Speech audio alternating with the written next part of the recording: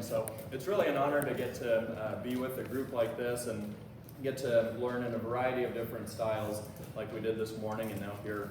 So I get to talk about progressive cover cropping, and there's a couple of things that we're going to hit on that we've maybe already introduced the conversation earlier today. One of those was the word journey. I think I heard the term journey mentioned. Maybe David mentioned that this morning. We can talk about progress as well.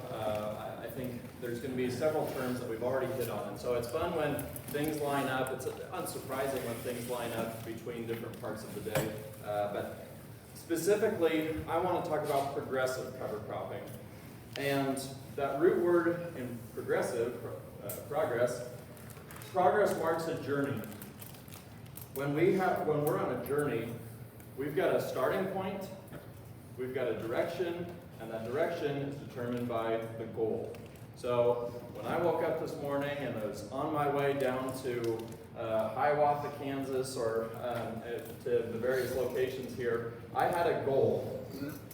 But I had a starting point too. I had a context that I was starting from, and from that, it was made clear that I needed to drive 2 hours and 15 minutes south to get to where we are now. So it required those various components and the recognition of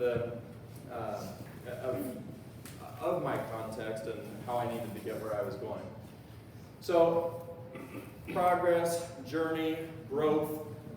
This is what we want our journey to look like. This is what we want our growth to look like. If we're modest, we would take that lower straight line, that linear growth. That's the bar. We want to at least be making a slow climb upwards. But if you're an optimist and maybe a little bit more aggressive, maybe as you set out with a dream, you have more of that exponential growth in mind. Unfortunately, that's not always how the curve looks. Sometimes we get these dips. Sometimes we have something that looks a lot more like this. And I think perhaps many of you can relate as you've started off down this journey and, okay, I heard they were talking about these things, or I learned from these farmers doing it this way. Here's what I can expect. But then you go on this whole journey and it seems like, what shape was that graph supposed to be?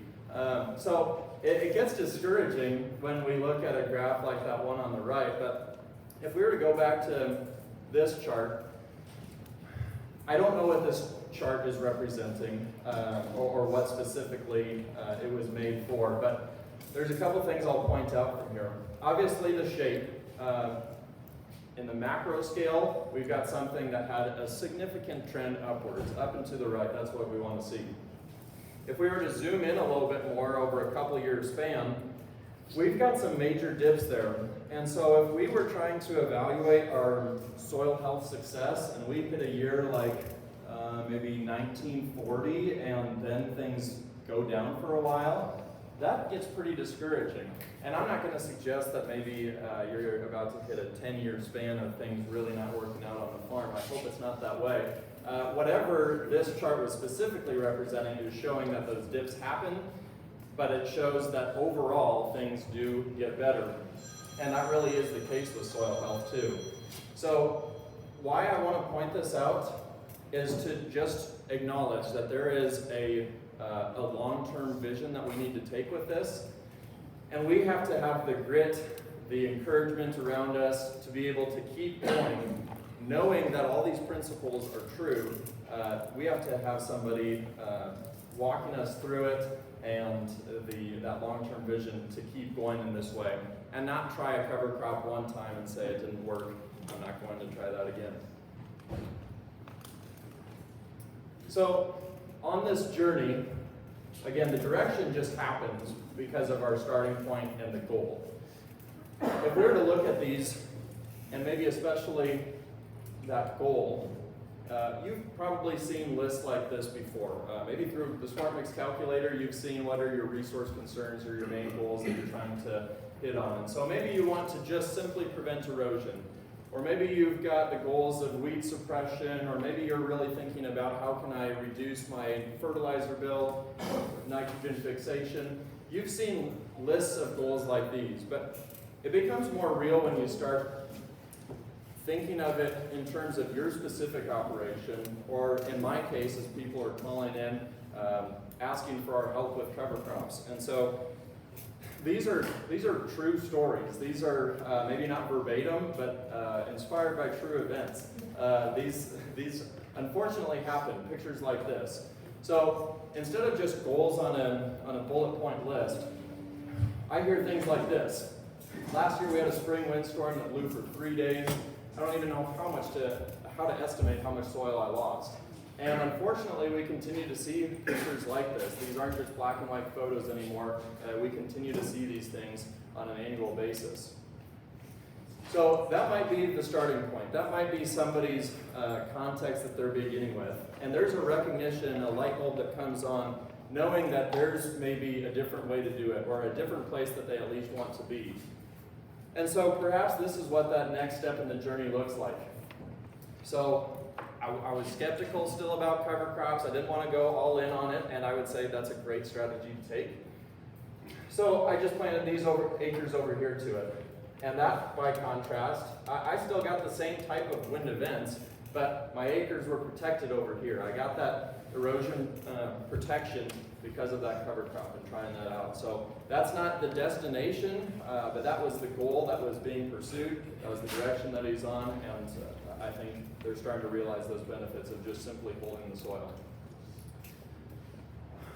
Sometimes you might see a field like this, of course not your own field, but somebody else's field, and it just seems like it's taking so much time and resources to combat those weeds. And matter of fact, I'm spending more money on it this year than I did last year, and it seems like the weeds are becoming more resistant. There's got to be a better way for this. So that, by contrast, with a field like this, end of the soybean lifespan, and we're about getting ready to harvest, this is an organic field. And so, this is an organic no-till field, at least for the span of that year's production. This was in Hebron, Nebraska, and they used the roller crimper on their cereal rye cover crop. Sometimes they didn't get the chance for planting something in the fall. They planted spring barley, roller crimp that, and this is simply weed control through a cover crop alone. And so the weeds are less resistant to a system like this. He was successfully able to combat the weeds, again, in an organic system. So perhaps nitrogen fixation is the goal because you recognize that your fertilizer expenses are pretty high. My wife and I had a baby within the last year, and there are some things where I just recognize ignorance is bliss. And so maybe I'm not going to, I like to, in general, know my expenses. There are expenses sometimes with the baby that I just think like, okay, well, it's gonna happen. We're gonna need to get these things. So I'm not really gonna calculate up all the monthly expenses associated with it. And maybe you're like that, and maybe you don't necessarily want to think about how much fertilizer you just spent money on. Or maybe you do know what X is. You can say down to the penny what was spent on fertilizer. Regardless of which camp you're in, most of the time people have a recognition that, gosh, it would be nice if I didn't have to spend as much money on fertilizer. And so then you have situations like this. This was from our test plots in Behle, Nebraska. I get to help manage those. And this was biomass clippings. We've got this 1 square yard. I went out there. That was, I believe, May 30th, there about a couple years ago. And we just wanted to see how much overall biomass did we get in this cover crop? How much nitrogen did we get? How much carbon did we get? We sent in a simple analysis for Ward Labs to tell us what was in there. And we found that there was over 200 pounds of nitrogen in that biomass. And so not all of that was going to come available to the corn that year, but we knew that that was going to be a significant reduction in that fertilizer bill. So we're going to get back to that picture in a little while here. But these are some of the goals that perhaps we have in mind. Again, we started somewhere. We've got a new place that we want to get to on this journey. But there's a couple things that we're going to need for that journey. Obviously, the direction established by those goals. We're going to need time. And this is twofold. We need time in the short term. So time in the short term, let's talk about for that specific season. adopting cover crops and getting cover crops to work for you is likely going to require more time than maybe what some people are comfortable with. Or at least on this journey, I'm going to suggest to you that we need to give the cover crop a little bit more time as we progress, because it was not on April 30th that I collected that 200 pound biomass sample from the veg and the rye. It was May 30th. We have to let things grow out to really get these benefits. We also have time in the long term, and if we were to go back to that picture of the chart, that 200-year span, again, not necessarily a soil health chart, but something that we had to have that long-term vision to let things play out, go through a couple cycles, go through some different weather patterns and seasons to really make a better decision, a more informed decision of how does this actually work out over time, not just a one-year span. You're going to need support, and when you have a room like this, it's pretty obvious how abundant that support can be. I think that's a really well distinguished factor of groups like this, is just how willing people are to share their secrets. They're not secrets in a group like this. We understand that it's not just our bottom line, but it really is the ecosystem around us. And so when we understand that it's both of those, and we understand that our neighbor down the road can be profitable and not go through some of the hardships that we've maybe learned about, if we can come alongside each other, we're really going to be better off. And we're going to maybe shorten those dips. Maybe we can avoid a couple of those dips, but it's through that community, that support. And then there is seed sometimes that you might need. So, theoretical. We've got this theoretical journey that we're on, but hopefully we can make this a little bit more practical. Some of you may be well down this path as well already. I know that plenty of you are. There's hopefully some people in the room that haven't yet started this journey yet, or maybe you're working with farmers on a day-to-day basis who are interested in adopting these things. And so I want to start out with just a couple simple starting points that you might be on. So I did have to ask a local perspective, when we're on this side of the state, is it okay to talk about cereal rye? And it seemed like with this morning's rotation that it is okay to talk about cereal rye. So I'm going to suggest that that's a great launching pad in the cover crop journey. That's in contrast maybe to what we would see in some other wheat growing regions. But we don't see much wheat around here, so maybe we don't have to get into that conversation.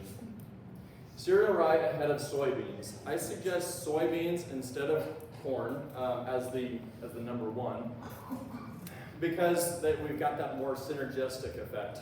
Bill was showing in our group this morning the nodulation on the soybean plant that was into that cereal rye cover crop, and just how prolific the nodulation was on that plant. As opposed to something that maybe didn't get that cover crop, or maybe there was leftover nitrogen from the corn crop, that soybean plant doesn't have to work quite as hard. And so there's a little bit of that give and take. They naturally work together, the cereal rye and the soybeans. And so I think that's a perfect place to start. I do mention that it's fine to do this ahead of corn too, with some asterisks, some things to keep in mind. Things to keep in mind would be, what is your context? Where are you starting from on the calendar? So if you were starting on the calendar at November 15th, I went to this seminar maybe November 1st, and I didn't have a chance to plant anything sooner than that. So green cover, what do I need to plant on November 15th? Star seed, what do I need to plant on November 15th? I think that our options of what we can plant are very limited. We're no longer talking really about a diverse cover crop at that point. But cereal rye can still be planted probably for another month at least and still give you a lot of good. It's just important to think about maybe we're going to terminate that cover crop quite a bit earlier. A variety of strategies out there, a lot of perspectives and a lot of ways that we could take that conversation, but it still is an option. Maybe we just need to terminate it a little bit sooner. So, pros and cons. Easy to grow. I think all of you can take some cereal rye seed home and very successfully get a stand of cereal rye. It's cost effective, and it's been fun this year as people are starting to price out their fall cover crops. We've seen big decreases in prices, in a lot of seed prices this year, just good seed production in a lot of areas. And so that's fun to see that become even more cost effective this year. You're going to get those simple erosion prevention benefits and the weed suppression if you let it grow longer. But it should be noted that this is going to use moisture, and some of the circles that may be naysayers towards cover crop, it's going to use all your moisture. Well, it does use moisture, and again, in that short-term span, that could be a little bit discouraging. But when we recognize what it's doing for the long-term approach of that water cycle, it's by all means helping conserve moisture too when we continue to use these cover crops. And of course, we need to plant to terminate. So anytime somebody starts with thinking about their cover crop, we need to also start with the end in mind. How and when are you going to terminate that? If we want to avoid those termination conversations, and maybe we were transitioning to organic and we don't want to till our field and we definitely can't spray it in that context, so we can use the winter season to our advantage. So oats, barley, spring cereals that we could combine with some of these brassicas, another really cheap and simple mix to get started. So if there was a chance to plant some of this, maybe midway through fall or even earlier would be better, we can get a lot of good out of these things before they winter kill. Or at least I would say those three would probably winter kill. The turnips and rapeseed, I would not be surprised to see those make it through and make their presence known again the next spring. But we've got options like this. The big win with these things, it is a great thing to be able to have a cover crop to help collect all of your moisture when you've got something that can break up the impact of that rainfall and help slow down that pace, allow it to soak in a little bit more slowly. That's a big deal. And if we even have a cover crop that maybe it's gotten a little bit of height to it, or maybe we've chopped that corn a little bit higher, where we've got a little bit more stubble out there, if we have something that can help collect all of that moisture and not use any of it in the spring, that can be a big win, and especially in more arid environments, or if you can predict the weather and know that it's going to be a dry spring, that's a big deal. So maybe this is the better starting point for some, but we're going to go back in the case of that rye. Let's say we just planted that rye monoculture, and it may have been mentioned earlier, but one is better than none, some is better than one. So that's oftentimes the case with cover crops, and so again, in that situation where maybe there is not time to plant anything else, planting at least cereal rye is a big win. You're still extending the photosynthetic capabilities of that field, capturing more sunlight and putting it to good use. So if you were to start there, you planted that cereal rye, maybe that first year you terminate when it's 6 inches. There's some minor differences in it, and hopefully this picture captures it enough. Can anybody tell what the difference is between these years of cereal rye with that ruler? In 1 year that is over that. We've got a cover crop right here that, in this particular situation, 8-9 inches tall. That next year, we've got a cover crop that's 13 inches tall. Those inches are very minor.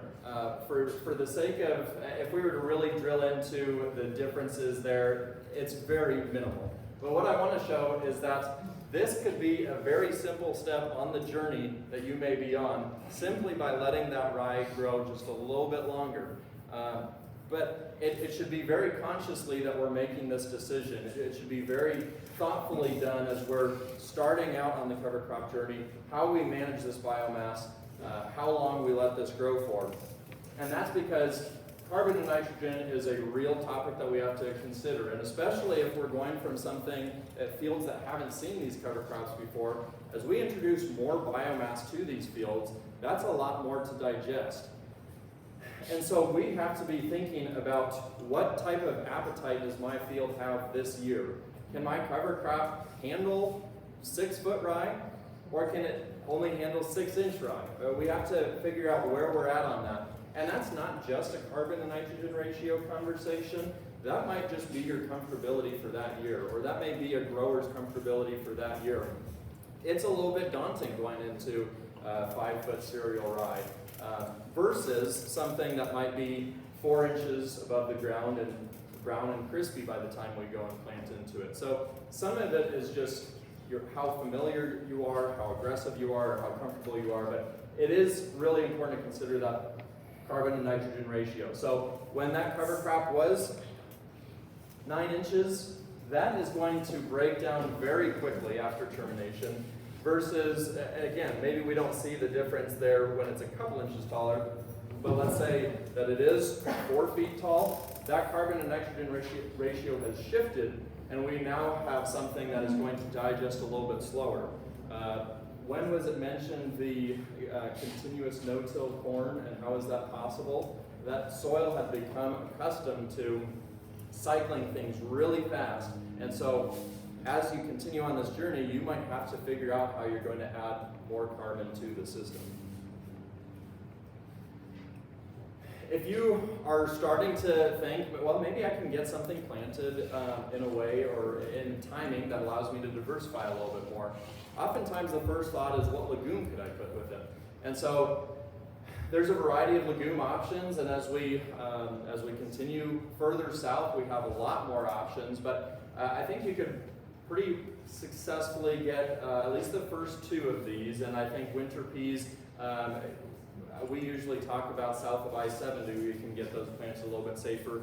Lucinda was mentioning this morning, by planting deeper, we can get those to overwinter a lot more reliably. So these are simple things that if we want to start chasing after maybe that nitrogen fixation, realize that the carbon to nitrogen ratio also changes from those, as you can see with some of these legume hay has a much lower ratio, so we have changed that, but it allows us to maybe chase some of that nitrogen fixation, or simply the diversity. We've now gone from 1 plant family, 1 plant species, to 2, and 2 species that are in different plant families, and so we're starting to diversify on that, in that realm too, and start to shift things in the soil biology with what they're wanting, or just starting to trigger more things.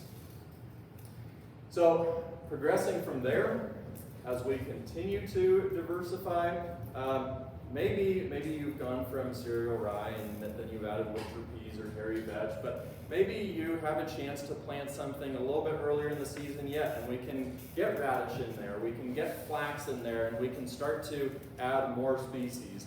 I was starting to mention it, but as we add not only multiple plant species, but multiple plant families, we now can start awakening different processes in the soil biology with what's called quorum sensing. Christine Jones, a well-known soil biologist from Australia, really talks about quorum sensing, and I can send you some great work from her on the topic. So that's a benefit by adding more diversity. That diversity is not a new concept for this group, and I'm grateful to hear that. I mentioned more time. Is going to be one of the things that you can choose to do as you advance in this journey. Even by maybe using the same cover crop or cover crop mix each year, by giving it more time, you can really start to accomplish more good because it just has more chances to put on a bigger leaf, collect more sunlight, deposit more root exudates into the soil. More can happen with more time, but we sometimes have to be aware that that might shift then our typical planting or harvest dates. Again, things that probably are not new for this group. Roller crimping and planting green, oftentimes those go together. I have them on this list primarily just to suggest that they are further in this journey than starting out. So sometimes people catch the bug and they're excited to get into cover crops, and they also bought a roller crimper, and that could just be pretty dangerous to get started with that high of biomass. It's just a lot to take on with a new system. And so I think that is a really cool tool to be able to manage some cover crops without needing to spray or till, but it really should come later in the journey, in my opinion. So if we were to put all of this together, I mentioned that we were going to go back to that picture of me collecting the biomass samples from the test plots. In that year, we had a cover crop of rye and cereal veg. They had grown together. This was maybe a little bit more than 50-50 in terms of the representation that we saw in that field. But you saw how big that biomass had gotten. This picture shows how big that had gotten. We had given that enough time to really put on a lot of growth. And we've actually collected weekly biomass samples from these plots following what we discovered in this year.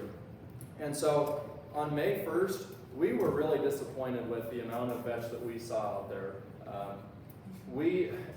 I think we probably skipped the biomass clippings from that week because it was not worth the time to go out there and clip 3-inch plants. We instead just waited until week 2 of May to do so. And when we did that, we saw that the biomass was doubling itself on a weekly basis. I have even heard tripling itself on a weekly basis. And that is just extremely rapid growth. And extremely rapid growth that is going to happen a little bit sooner down here, perhaps, or depending on where you're at, it's going to come at different times. But by giving that more time, we were able to just achieve so much growth. Again, we measured over 220 pounds of nitrogen in that biomass. We expected about half of that to come available to that corn crop. But nitrogen aside, we've got something that can suppress a lot of weeds there. And so we had also put it together with roller crimping, with planting green. And this is what it started to look like there as we had planted and roller crimped within the same pass.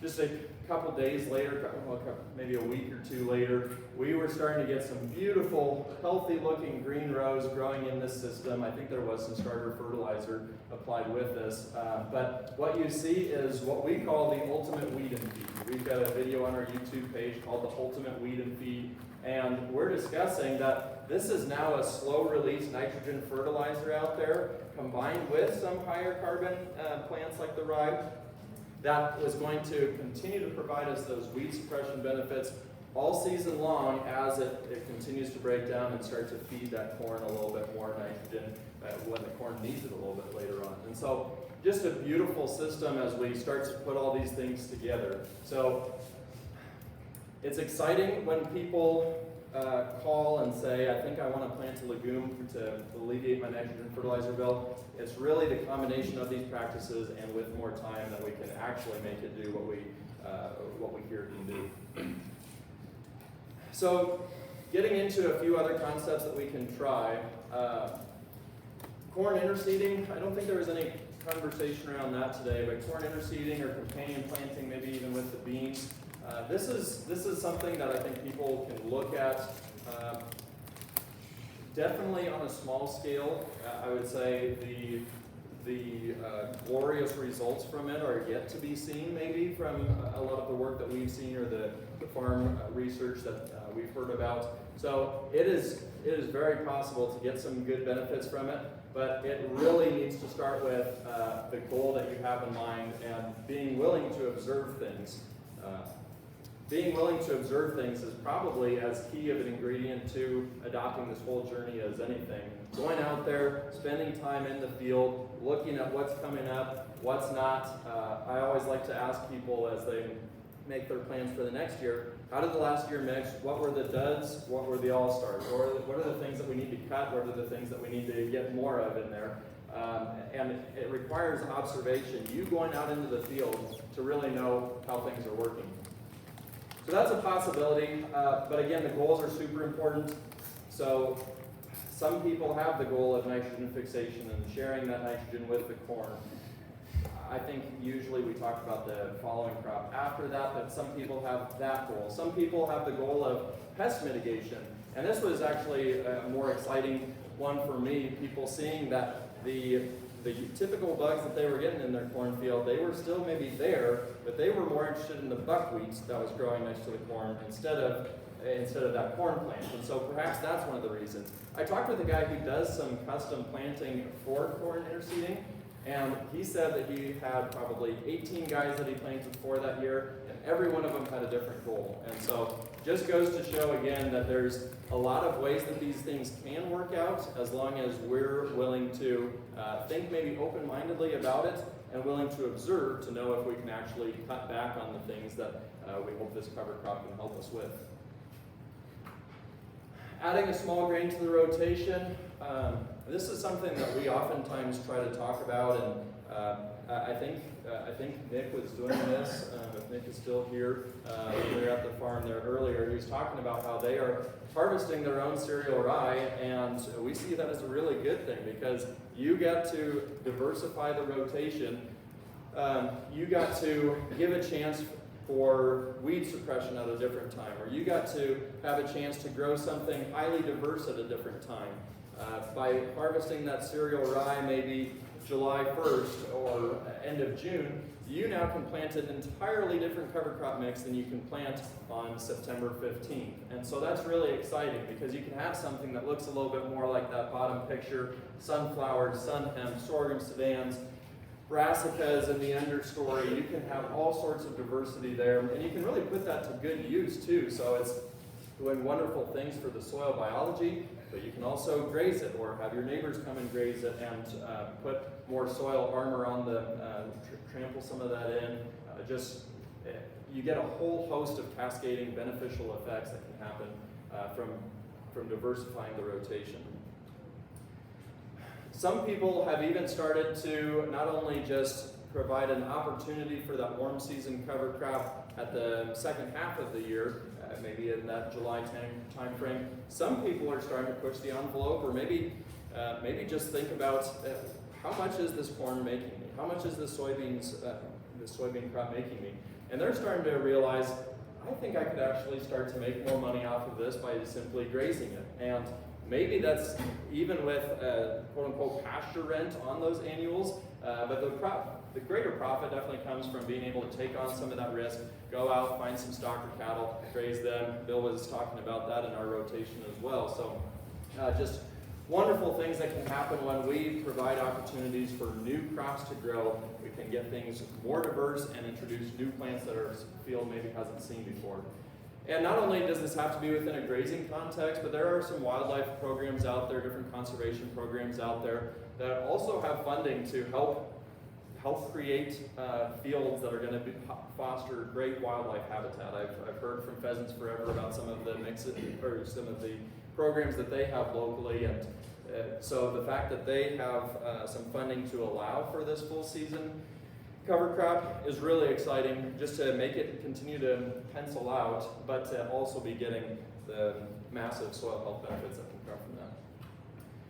And then just remembering that spring is an option too, and so not writing everything off as a loss if it is December 30th and we didn't plant our cereal rye yet. There's some people who would still probably plant cereal rye then, but even if you need to wait until the next spring, you can get a more diverse mix in the spring. And so maybe that's mix high on peas and some oats and mustard as a pre-corn blend, or maybe it's spring barley and flax and mustard ahead of a bean crop. There are those options in the springtime too, if the fall doesn't happen. But of course we have a shorter amount of time that we've had living, growing plants on that field. So if we can maximize that, that's what we're choosing. As we summarize, it all comes back to the context. It all comes to what that starting point was on the journey. And maybe it's something that you wish you would have started earlier in your time farming. But whatever point it is that you're starting from, that's what directs where we need to go next, is knowing not only have I done this before, but where am I located? Can I broadcast this, or do I have somebody that I can borrow a drill from? All of these things are part of your context, your farm, what you can actually do. And so we have to really know that before we can do anything else. Starting simple is a good thing. Like I said, maybe it's just cereal rye, or maybe it's just that winter killing blend. But I want to point out that starting simple does not just mean one species. There are situations where it does call for one species, but sometimes starting simple is by planting 15 species, because as good of farmers as we all are, sometimes there are times where not everything takes. And so if we hit a part of the field that really favors the millet, and we're discouraged that we don't see the sun hemp over there, or that we don't see these species in this spot, but we go down to a different part of the field and we see great things happening over there, maybe we are really advanced and we can know exactly what seed is going to work in every spot of the field, but we can also just get things to grow in a little bit different way by starting simple, by maybe more of that shotgun approach. Expand the cover crop timeline. We've spent plenty of time talking about that, and always pursuing diversity, always trying to add more species if we can. Obviously, we can extend the growing rotation too, but a variety of ways, even in corn and bean country, to progress with cover crops. But again, starting simple and where can we really get to depends on what goals that we have in mind. So with that, I think we've got some time for a few questions. Before that, I do just want to mention that in addition to the great education from today and tomorrow, we do also provide these free resources, and so we have some sitting back on this table over here. I just encourage you guys, if you haven't picked up a soil health resource guide before, it is by all means an educational resource of all sorts of different soil health topics, more than it is any sort of company-specific resource. And so I do hope that you're able to take one of those and continue the education from home. So once again, open it up for questions at this time. I was up at your jury the other day on Tuesday, and something that I would have never thought of that I thought was really interesting, and you could explain to them what you're doing. On that corn planting trial, you know, we went from 40-inch rows to 30-inch rows to 20-inch rows to sometimes even 15-inch rows. Yep. And your experiment with 60-inch rows, and your BASS company that's breeding a flex ear that have 2 or 3 ears on each stalk, and 60-inch rows where you can do more cover crops in between the growth and nitrogen for that corn plant and the 60-inch rows. And I would have never thought of this, but corn plants, the way we plant hedge together now in narrow rows, and the corn plant only gets sunlight on the top, maybe 1/4 of the plant. And the thought process of that corn plant getting the sunlight and photosynthesis on both sides of that plant a lot more. And the big deal where they're doing the flex ears and each stalk is 2 or 3 ears, and then you can grow more than nitrogen between the space, I thought was really interesting. So you might explain to them a little bit about the research and what you got or doing with that and where it's going. And another deal, I call the elevator the train loadout deal, Frankfort, Kansas, because that's where I'm from. And that train loadout deal, which is a premium over the price of what you get your local elevators. But that train loadout today, corn was $3.80, beans were $9.36, and wheat was $5.08. So if you're not at a train loadout, you could probably take 20 or 30 cents off of that price. So some of us 70 and 80-year-old guys lived through the 80s, and back when we started, you know, corn was $1 something, and I got 75 cents for oats. And with Brazil now growing more stuff and combining stuff with China, I mean, I think we're in a kind of new realm of time for what we've been in the last 5 years. There's a lot of things to think about. But I thought that was really interesting. Yeah, so he's describing one of the things that we do with our test plots, and we have those test plots in south central Nebraska, but we want to showcase as many cover crop species as we can. And one of the practices that we are also showcasing is corn interseeding, and not just what species can go in between our 30-inch rows, but could we play with the spacing, the row spacing, by doing 30-inch rows and then a skip row, so we've got a 60-inch gap there. Or what if we just went to all 60-inch row spacing? And that definitely shifts the cover crops that we can use. It definitely shifts quite a few things of what's going to go on in that field from a diversity standpoint, from a biomass production standpoint, from a grazing standpoint. That's where 60-inch corn makes a lot more sense, as we can when we can add more species and produce more grazing. I think that's where 60-inch corn has a good fit. But specifically, you're talking about the light and how the corn is capturing light as we produce, or as we open things up to allow more sunlight to come in. We can have each corn stalk express itself that much more versus when we have a limited amount of light. So I think a lot of the work done on that system still points to either that I haven't seen a whole lot of yield benefits from that, but if we're thinking in terms of profit per acre and we have cattle as a part of that system, or maybe it's a system where that somebody feels the need to do corn on corn, if we can alternate the spacing and maybe grow the corn the next year and the opposite, where we've created this really diverse biological cocktail there of the cover crop seeds, that's maybe a way that people can use it too. So again, just as a system, a concept to play around with to introduce more diversity. Go ahead. I was interested to know, on your cover crop and your soil mulch, say soil mulch is your context, the spread feature here, you have to build that up. If you don't have a crimper, what do you use? My theory is the more you cut that stuff up, the faster it decomposes, which you don't really want.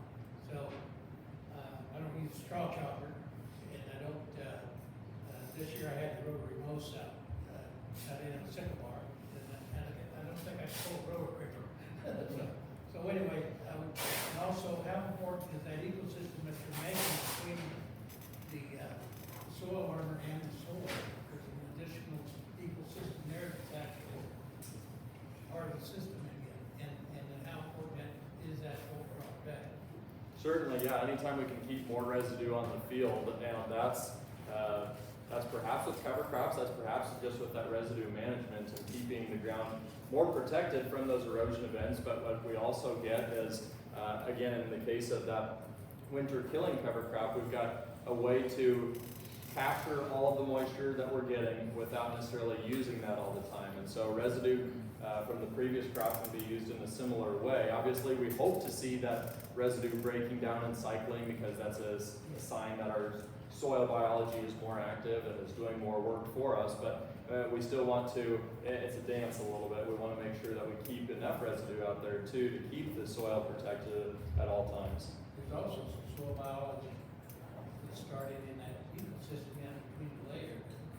Yeah, absolutely. I mean, the earthworms are busy getting their steps in if they count steps, but just going back up, bringing down biomass and all sorts of insects and all sorts of microbes that are helping start to digest that. And it also comes with the benefit of when we are keeping the soil cooler there, and when we are keeping more moisture in there, then the biology is more active, and yeah, we see a lot more of those benefits with that resident tongue. Another thing on your spacing, I think soil variation can get down about 6 leaves. It bounces and reflecting and refracting and everything. So, but the closer you plant it, the higher pops don't get the air circulation, so you have more possibilities for fungi. Sure. And you see a lot of airplanes in the area where everybody's planting, pretty thick, 38 to 42, and back in the old days, we planted 10 to 12, and then got up to 22. But we got probably 100 bushel corn pretty good, but we're raising it on 10,000 population, and no herbicides. Right. Yeah. But anyway, the soil rad with the air circulation is real important too. Yeah, that's a good point. Good point.